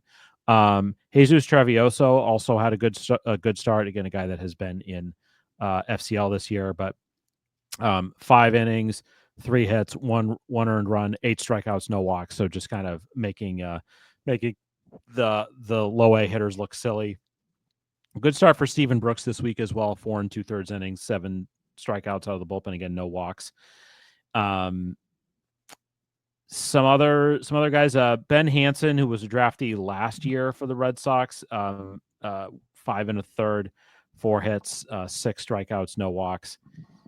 Devin Futrell, who we mentioned, is moving up to high A, reportedly, according to Sox Prospects. 5 innings, 1 hit, 5 strikeouts, just the one walk for him on the week. And we mentioned Alex Bouchard made his Salem debut, just an inning and 2/3 to give up 2 earned runs, 2 hits and 2 earned runs, didn't have a strikeout and 2 walks, but he is on the board in Salem. What else do you have on the pitchers for Salem? For two of the guys you mentioned, I don't know if you specifically said either of these things, but the 5 1/3 innings and the 6 strikeouts were both career highs for Hansen, and the 5 innings and 5 strikeouts were both career highs for Trell. So obviously, just very clearly their best starts of their career. And then Jose Bayo gave up 1 unearned run on 2 hits and 2 1/3 innings, struck out 3, walked 2. He's now up to 6 innings, 4 hits, 1 unearned run since being promoted to Single A. 4 strikeouts, 4 walks. He is. You're going to get tired of hearing it, but he is one of the players traded for Rafael Devers, and that is more important now, considering one of them has been traded for a rental pitcher, which maybe that works out, but that's very much something where if Dustin May does not work out and is not, maybe even more importantly, part of the team for a while, I think that will put a bigger spotlight on the remaining people from that trade. Absolutely, yeah. It will behoove the Red Sox and Craig Breslow in particular that Jose Bayo continues to pitch well. So on the offensive side, there's a bunch to talk about now. When I ran through the transactions, we mentioned this, that a bunch of new guys from the draft class are now in the organization, are now playing. Also, some guys moved up. Like this was like D'Angelo Ortiz. I think this was like his first full week in Salem. Yosandra Asensio is another guy that came up for the first time this past week. And I mentioned like Caleb Berry, who is a new catcher that's in the system, who they signed as an undrafted free agent, is there. But I think the guy that made the biggest impact was Jack Winay, who is a local guy. I believe he went to high school at Belmont Hill, college bat, and he only played 2 games, but he did go 5 for 7 in those 2 games with 3 earned runs. He hit his first professional home run, so congratulations to Jack on that. 3 RBIs, did have 2 walks and just the 1 strikeout in those 7 at bats. So well done. That's a good way to make some noise in your first career week as a professional. I'll just mention briefly, how some of the other guys did in terms of just on the Salem team. Starlin Nunez had 2 home runs this past week. Continues to be such a good prospect and a good player. 350 average, 381 on base. It feels like Justin Gonzalez is really starting to put it together, which is super exciting and kind of terrifying for the rest of the minor leagues. Hit a home run this week. He had 4 doubles, 8 for 22 on the week with three walks. He had 5 RBI. He did strike out 6 times, but he also had 4 runs scored. So it's kind of terrifying to think about that. Andrew Musset also hit a home run. And yeah, I mean, other guys, in terms of the guys from the draft class that were kind of quiet. Mason White, who's a new draftee, did go 3 for 9 in his 2 games as well. So I wanted to make sure I mentioned that. But what did you want to expand on when it comes to the Salem hitters? Yeah, obviously Jack Winay was ridiculous. That was fun to see. It was I was very happy that one of the draftees went out there and just put on an absolute show, just because that's a very easy thing to talk about then. Like it was a very easy thing to talk about, like online, giving the just with everything going on with the trade deadline and everything. It was good to be like, hey, here's a guy that is just getting into the system who's doing absurd things. Like you said, Mason White 3 for 9, double, walk, and an RBI. Maximus Martin went 1 for 8, hit by pitch, a walk, and a steal. Skylar King 2 for 8 with a hit by pitch, an RBI, and a run. And then Caleb Berry went 1 for 4. I believe those are all the draftees / Caleb Berry undraftee that got to play this week. Yeah, you mentioned Starlin Nunez. He's on a 6-game hitting streak. You mentioned Justin Gonzalez. He's up to 285, 377 on base. That's ridiculous on base percentage. He's up to 3 home runs now, which I know doesn't seem like a lot, but we talk about it a ton. Salem's just not an easy place to hit home runs. He very clearly has a home run swing. I'm excited to see him get a chance in high A. Maybe we see it this year. He's been playing good enough lately. I think him, Starlin Nunez, and then the other big one, Nathaniel Uten, needs to get put up to high A sooner rather than later. He's on a 14-game hitting streak. He's up to 275, 326, 408, 15 doubles, 5 triples, 3 homers. Greenville just lost an outfielder with Miguel Blaze being promoted. I feel like it's a perfect time for U10, or if they want to pull the trigger on Justin Gonzalez, one of them to go up there. I agree with you. I feel like we'll see a lot of movement over the next few weeks as the season's winding down. You'll see some guys from the FCL getting a chance. Obviously all these draftees are up, and you're going to see more promotions throughout the levels, especially like those last few weeks when each level starts to end and they're like, all right, let's push you up to high A now so you get an extra week. And then when that ends, a couple people get pushed up to double A so that they get the extra week. So it'll be interesting to see who gets moved at those times, but I think that U10 more than deserves it. He played all last year in single A. He's now played almost all of this year in single A. And the numbers are good. Obviously, he started off very slow, but he's been phenomenal since then. But it's interesting. I feel like for most of the season, we've talked about single A being the level with the least amount to talk about. The pitching wasn't like anything to go crazy about. And then like when Franklin Arias left, and then when Fraley Encarnacion left, it was really like there's not a ton going on there. And then Justin Gonzalez got there, and it was like, all right, there's a little something. But now all of a sudden, you've got, we've talked about him, but like we've got Yorker Fajardo's there now doing absurd things, and they just brought in like 6 or 7 draftees. And all of a sudden, this seems like the most exciting, the one I was most excited to talk about. It was very fun to watch Salem this week, and there are a lot of weeks where it is a drag, where you're like, that they're going to be very halted, very, very slow offensively. They're just not going to have a lot going on. You're going to be lucky if you see a couple extra base hits in a game or something. So it gave the team very much needed life to throw all these draftees in there. And even if they don't have big games, there's a reason to watch every single one of these guys every at bat. Absolutely. Yeah. And definitely testament to how much excitement there is in the Red Sox system overall, and the fact that they've now added these guys. I wanted to mention one thing that I thought was interesting, was that I felt like, the Red Sox haven't obviously drafted a lot of hitters the last couple of years, and most of the guys that they've drafted have been high school hitters, or sorry, college hitters the last couple of years. Last year, I felt like when they had the guys ready to play last year, they sent them to Greenville. And I know it seems like Henry Godbout is going to go to Greenville, but a lot of these guys they sent to Salem. And I wonder if they want these guys to have a little bit of an easier introduction into the pros. I don't know. That could be just that could be in my head, and I can't remember if guys that hitters they drafted out of college last year started in Salem. Maybe some of them did, but I know specifically like Hudson White and Will Turner, I think, started in Greenville last year. I think Zach Earhart and Justin Reimer did too. In Greenville? In Greenville, yeah. Yeah. I don't think those guys played in Salem. So I don't know. I don't know if that's a change in philosophy, or if it's just how things worked out, and where they just felt like those guys were better suited to start in their development. But I know we've talked a lot about how like Salem and that low A level is kind of just like a step above FCL these days. It's like worse. It's like what the short season leagues used to be, but like, maybe a tick better than that. So I don't know. We'll see how it goes. We'll see if those guys get off to like a better start professionally than maybe some of those other guys did, because they are starting in Salem. All right. Last thing for me is I do have a couple of DSL notes to hit. The FCL season is over. So DSL, I wanted to mention Louis Andujar hit 3 homers in 5 games last week with 2 doubles and 8 RBI for the blue team.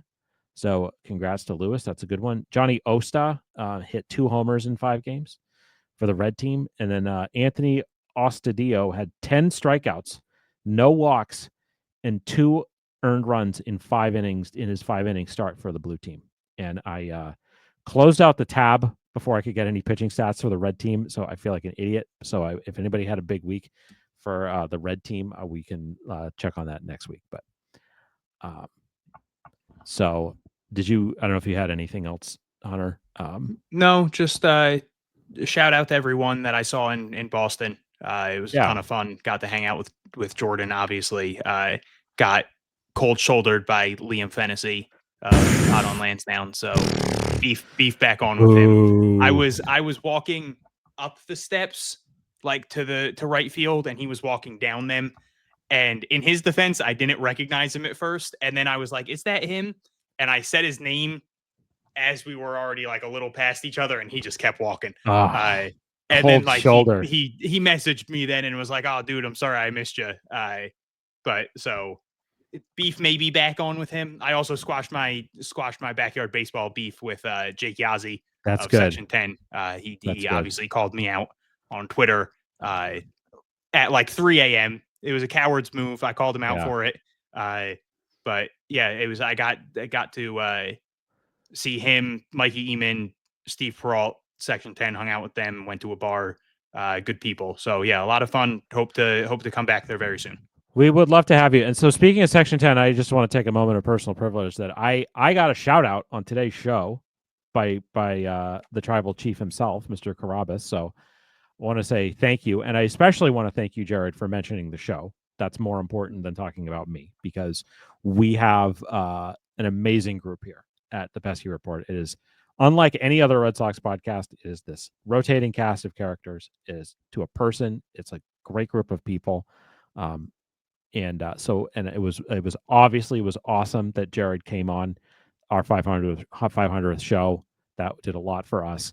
And I really appreciated Jared shouting me out, and shouting out the show, and also like shouting me out because I had like a reasonable take and I was like shouting down people for being It was a good jerks. take. It was a good take. Yeah, look, and obviously, so we learned tonight that Roman Anthony seems like he has a bit of a back tweak, and hopefully he's going to be fine. He came out of the game early, or right before the game started. Hopefully, it's nothing serious.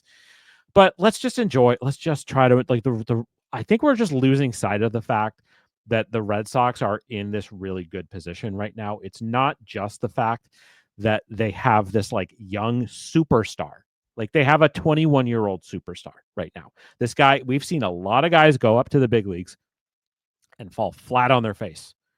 And I feel like a lot of guys that come up and do really well from the jump. And I know that there were some, I think Roman had some bad luck early, but to see this happen, like, and at the same time that the team is playing really well and they're in playoff position, and we're like, it's August 4th, and there's legitimate talk that the Red Sox could win the American League East. Like it is within their grasp. And they're being led by a young superstar who is like 2.5 months into his career, and they have him for however, like maybe they lose the year of service time depending on his, like who cares? Okay, fine. It's like 5 years instead of 6 right now. There's plenty of time for them to work out the contract stuff. Right now, let's just enjoy baseball. Too much of baseball conversations during the season have become about business, and it sucks. And it did not used to be like this. And it's because of social media. It's because of it's because of podcasts. Like, it really is, because we got to have something to talk about. But I'm just saying, so I appreciated that the guy who runs the biggest Red Sox podcast noticed this and appreciated it and agreed with it, which is, let's just enjoy a good thing while the good thing is happening, because there have been a lot of not good things happening since 2021, and we finally have a good thing happening, and we should just enjoy it. We should just enjoy what we have in front of us. So I wanted to make sure that I mentioned that. So anything else, Hunter? I'm good. I think we're good. All right. So we got this in under 2 hours, which I'm happy with. But that's just me. I'm an old man and I like to go to bed.